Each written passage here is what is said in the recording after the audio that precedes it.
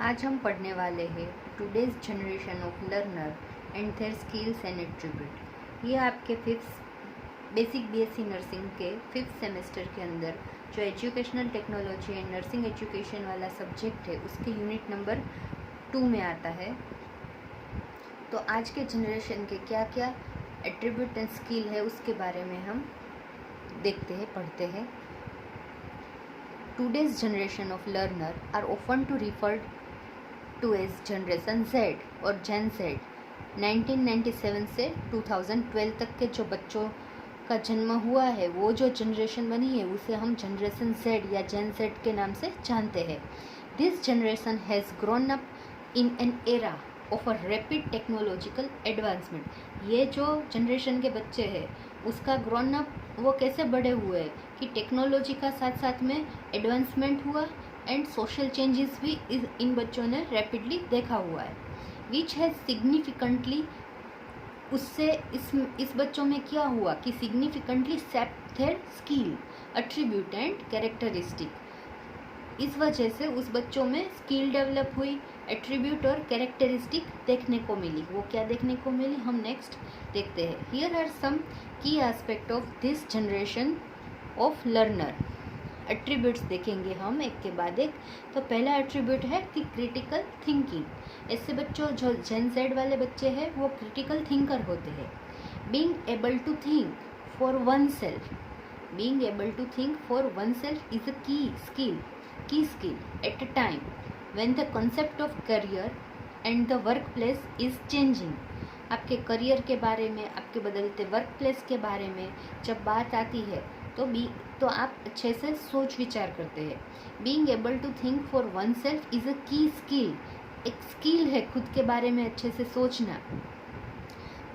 सोचना एट ए टाइम, ठीक है। वो अच्छी एक स्किल है जो आप अपने करियर या बदलते वर्क प्लेस के लिए आप सोचते हैं।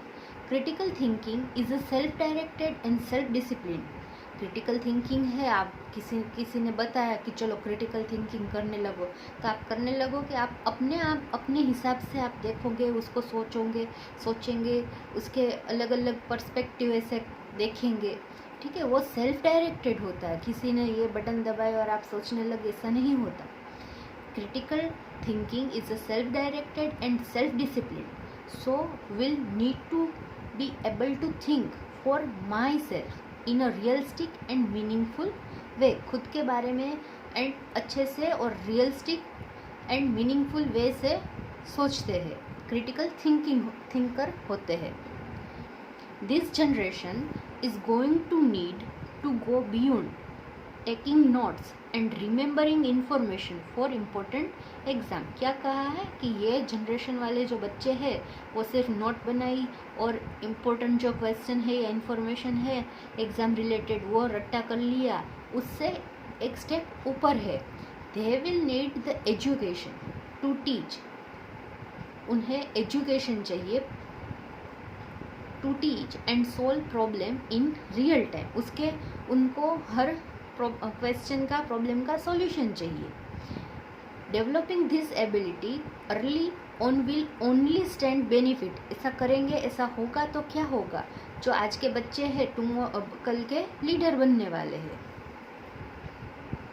अभी दूसरा एट्रीब्यूट है अडेप्टिबिलिटी। अडेप्टिबिलिटी यानी कि जो कोई स्थिति है उसमें वो अच्छे से चेंज होके अच्छे से उसमें एडजस्ट हो सकता है। तो navigate emerging technology is something most student and professional need to do in their daily lives while this can ultimately make life easier. It often comes with a new circumstances.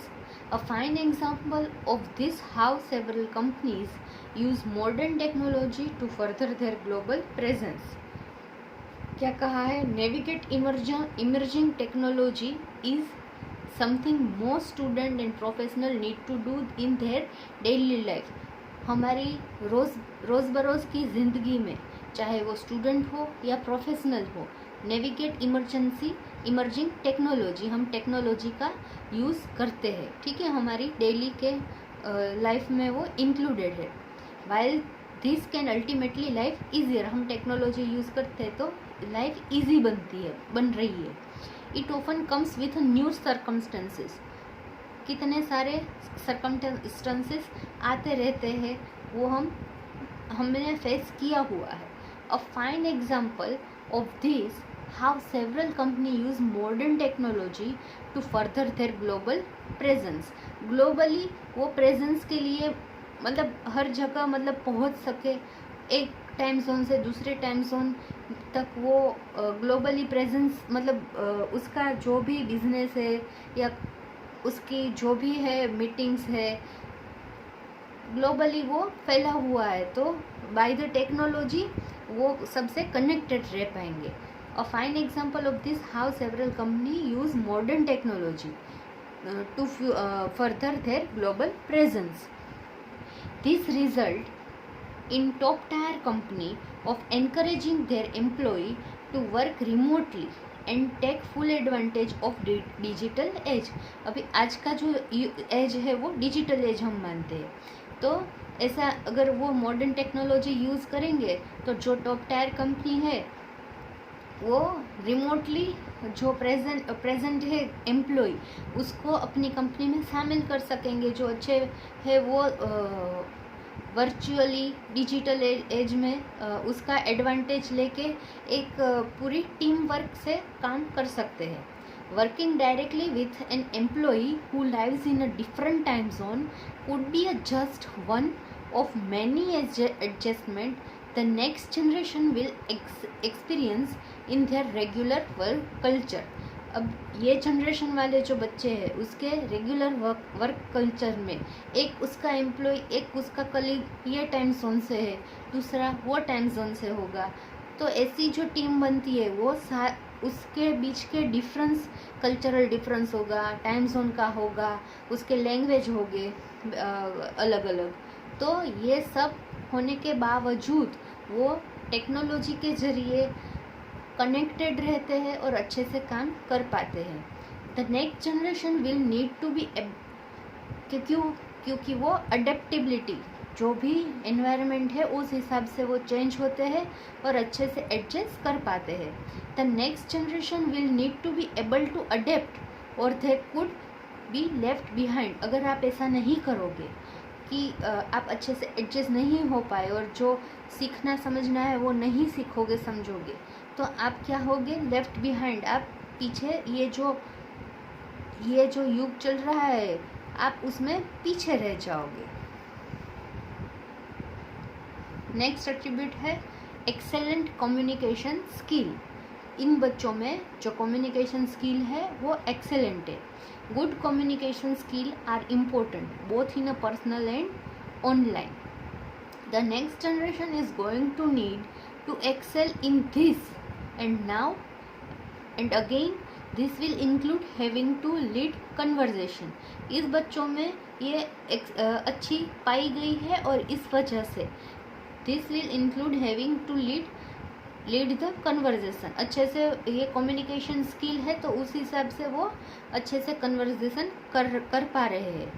As I mentioned above, there might be a special circumstances to navigate such as a key member of a team who live in a different location।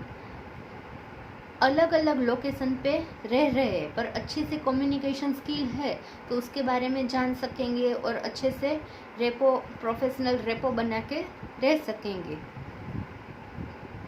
This is only one of the many scenario that might mean people will need to be multifaceted and learn how to communicate with new medium.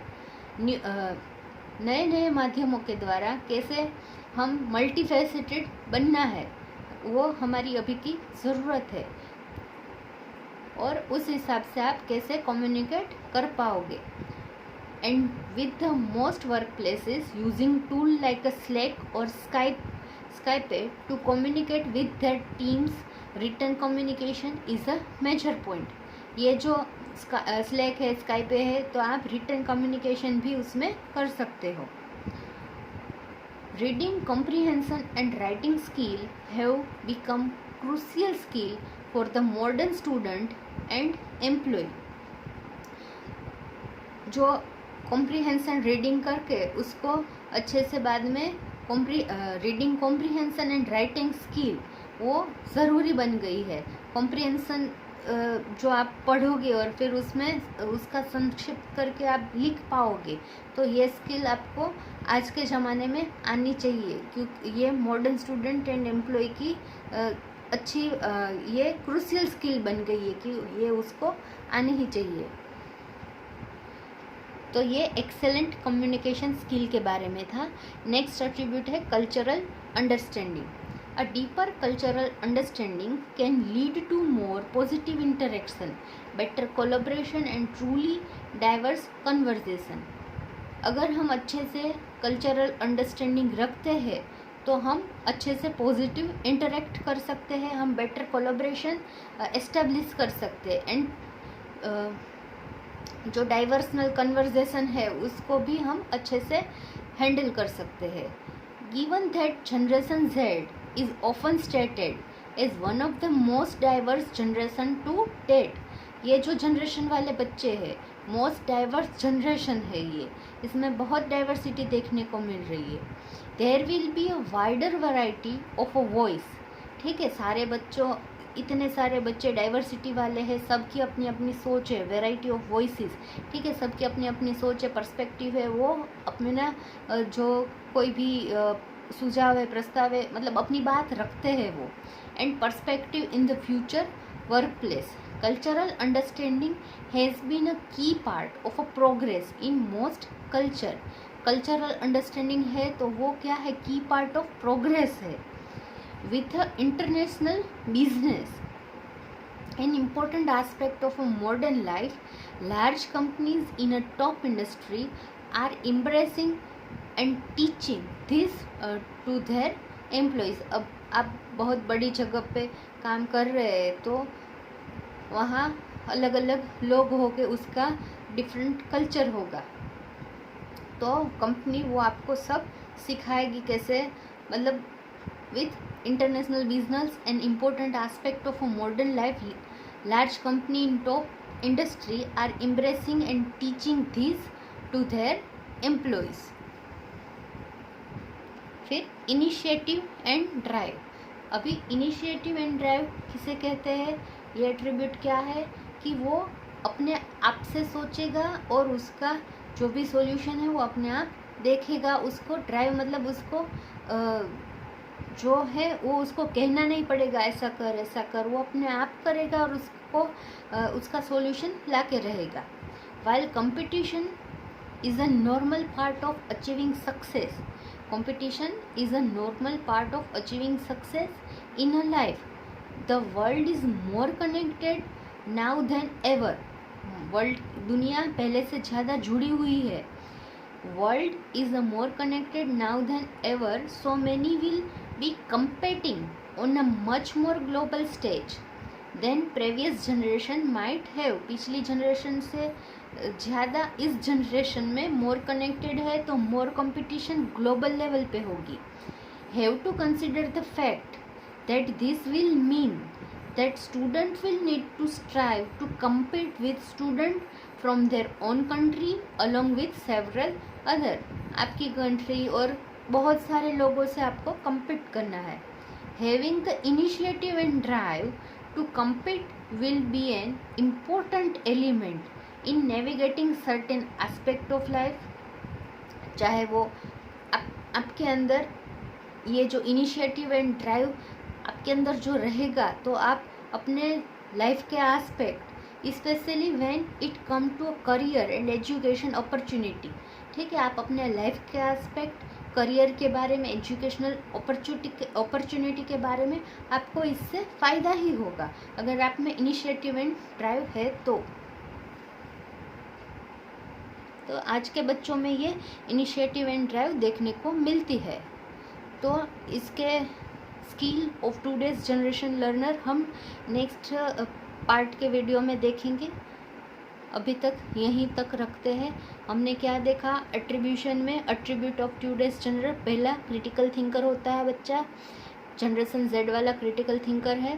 फिर adaptability, वो adapt करता है अच्छे से accept करके manageable होता है। तीसरा है एक्सेलेंट कम्युनिकेशन स्किल, ये बच्चे में कम्युनिकेशन स्किल एक्सेलेंट होती है। कल्चरल अंडरस्टैंडिंग, वो अच्छे से अपने जो डाइवर्सिटी बहुत सारी उसके आसपास है उसमें कल्चरल अंडरस्टैंडिंग उसमें बहुत बढ़िया होती है। उसके अंदर जनरेशन जेड वाले बच्चे के अंदर इनिशिएटिव एंड ड्राइव देखने को मिलता है। तो यहाँ तक एट्रीब्यूट थे। नेक्स्ट वीडियो में देखते हैं skill of today's generation of learner. इसकी PDF आपको मेरे टेलीग्राम चैनल में मिल जाएगी।